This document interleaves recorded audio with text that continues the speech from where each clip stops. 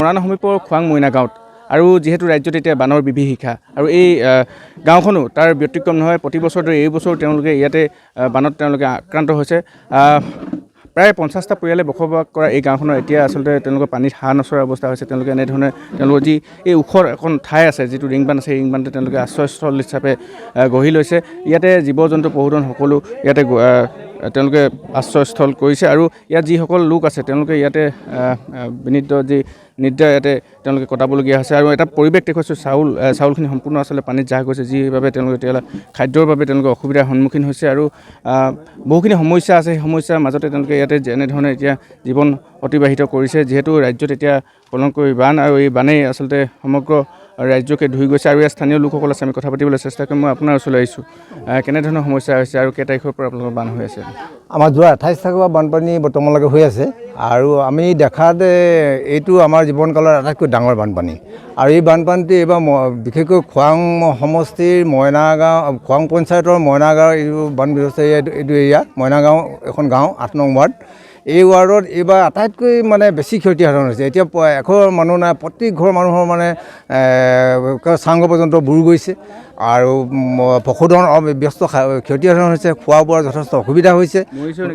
পশুধন মৰিছোঁ, যথেষ্ট পশুধনো এতিয়া মৰিছে। আৰু তেনেকৈ আৰু মানুহবিলাক আটাইতকৈ মানে ইকনমিক চাইডটো দুৰ্বল কাৰণে তেনেকৈ নাৱৰ বিশেষ ব্যৱস্থা নোহোৱাৰ কাৰণে আমি নাৱৰ কাৰণে পশুধনবিলাক বচাব পৰা নাই।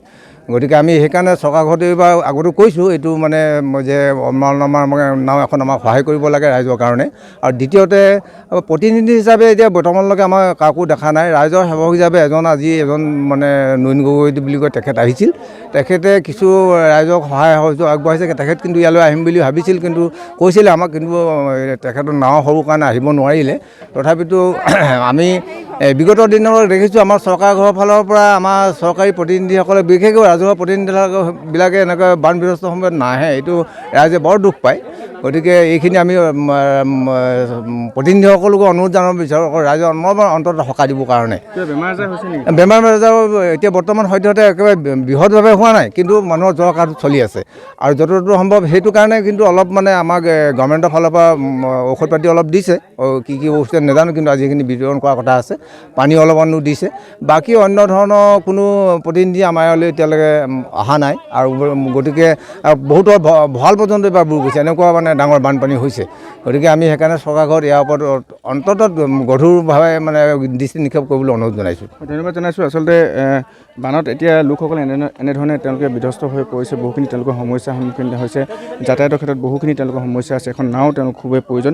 ইয়াত যিহেতু সহায় কৰিবৰ বাবে মৰাণৰ পৰা আহোম গণমঞ্চৰ সহকাৰী সম্পাদক আছেহি, মই আপোনাৰ পৰা জানিব বিচাৰিম কি পৰিৱেশ দেখিলে ইয়াতে? নিশ্চয় অতি বেদনাদায়ক, অতি দুখজনক। এঘণ্টাৰো অধিক সময় নাৱে যাত্ৰা কৰাৰ সময়ত আপোনালোকৰ লগত দেখিছে প্ৰতিঘৰ মানুহ পানীৰ তলত, মূধচলৈকে পাইছে। অংগনবাদী হওক, নামঘৰ হওক, কাৰো ঘৰত একো বস্তু বাকী নাই। ধান চাউল, ভঁৰাল, কাপোৰ কানি সকলো এই বানপানীয়ে অনিষ্ট সাধন কৰিলে।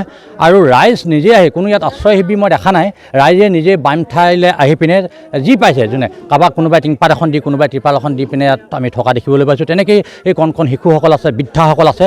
অতি বেদনাদায়ক বুলি ক'ব লাগিব। আৰু এতিয়ালৈকে কোনো চৰকাৰী তেনেকুৱা শিবিৰ গঠন কৰি দিয়া নাই আৰু চৰকাৰী সাহায্য এতিয়ালৈকে আহি পোৱা নাই। গতিকে মই আহিছোঁ যেতিয়া কিছু সাহায্য লৈ আহিছোঁ শিশুসকলৰ কাৰণে, আৰু বুজ ল'বলৈও আহিলোঁ, লগতে অলপ সাহায্য লৈ আহিছোঁ। মানে মই চৰকাৰক আহ্বান জনাম যে অতি শীঘ্ৰে ইয়াৰ ওপৰত এটা বিকল্প ব্যৱস্থা গ্ৰহণ কৰক। যিটো দুৰ্যোগ ব্যৱস্থাপনা বিভাগ আছে, তেওঁলোকে এখন ইয়াত নাও ব্যৱস্থা কৰক, যাতে আৰু হঠাৎ কিবা এটা ঘটিলে যাতে সেই নাওখনে, সেই বিভাগৰ কৰ্তৃপক্ষসকলে যাতে এই সকল ৰাইজক উদ্ধাৰ কৰিব পাৰে। আৰু যিটো চৰকাৰী নিয়ম থাকে, দায়িত্ব থাকে, গতিকে মই জিলা প্ৰশাসনকো আহ্বান জনাইছোঁ, শিবিৰৰ ব্যৱস্থা কৰক, খাদ্যৰ ব্যৱস্থা কৰক।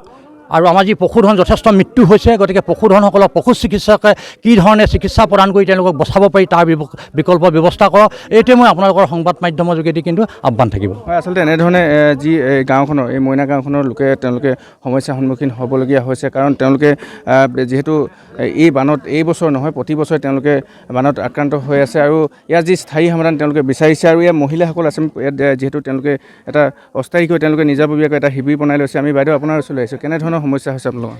ইয়াতে বহুত অসুবিধা হৈছে। আজি কেইবাদিন ধৰি বহুত বানপানী আৰু আমি সৰুৰ পৰা ইয়াতে ডাঙৰ হৈছোঁ আজিলৈকে এনেকুৱা বানপানী আমি কেতিয়াও দেখা নাই আৰু অকল বানপানীয়ে নহয় কি কয় এইটো মানুহে অকল নহয় গোটেই যদি আপোনালোকে লক্ষ্য কৰি দেখিব মানুহৰ ভঁৰালৰ পৰা আদি কৰি চব পানীতললৈ গৈছে আৰু যিসকলে ষ্টক কৰি ৰাখিছিলে ধান মাৰি কেনে সেইবিলাকো বহুত পানীত বুৰ গৈছে আৰু গৰু ছাগলীৰ পৰা আপোনাৰ হাঁহ কুকুৰালৈকে বহুত ক্ষতি হৈছে।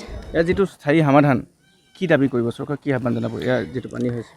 বিশেষকৈ আমাৰ যাতায়াতৰ বহুত অসুবিধা আৰু যাতায়াতৰ ৰাস্তা পদূলিবিলাক যেতিয়া ঠিক কৰিব হয়তো বানপানী আমাৰ অকণমান হ'লেও সমস্যা আমি সমাধান পাম। নিৰ্মাণ কৰিলে বানপানী নাইকিয়া হ'ব। হয় আমাৰ ৰিং বান্ধটো যদি আমি বেছি মানে ডাঙৰকৈ দিব লাগিব বহুত যদি তেনেকৈ দিয়ে হয়তো আমি ইয়াৰ পৰা মানে পৰিত্ৰাণ পাম বুলি ভাবোঁ। ইয়াতে আপোনালোকৰ ল'ৰা ছোৱালী ইয়াতে আছে? হয় আমি ল'ৰা ছোৱালী ইয়াতে। হয় ধন্যবাদ জনাইছোঁ। আচলতে কেনেধৰণে তেওঁলোকে এই কেইদিন তেওঁলোকে ইয়াতে জীৱন অতিবাহিত কৰিব লৈছে দেখিলে সহজে অনুমান কৰিব পাৰি আৰু চৰকাৰক আমি দৃষ্টিগোচৰ কৰাৰ প্ৰয়াস কৰিলোঁ যিহেতু বহু ভিতৰুৱা এখন অঞ্চল আৰু এই মইনা গাঁওখনৰ প্ৰতি বছৰে তেওঁলোকে ইয়াতে এনেধৰণে বানত আক্ৰান্ত হ'বলগীয়া হয়। গতিকে আমিও আহ্বান জনাইছোঁ যে এই গাঁওখনৰ প্ৰতি চৰকাৰে দৃষ্টি নিক্ষেপ কৰক।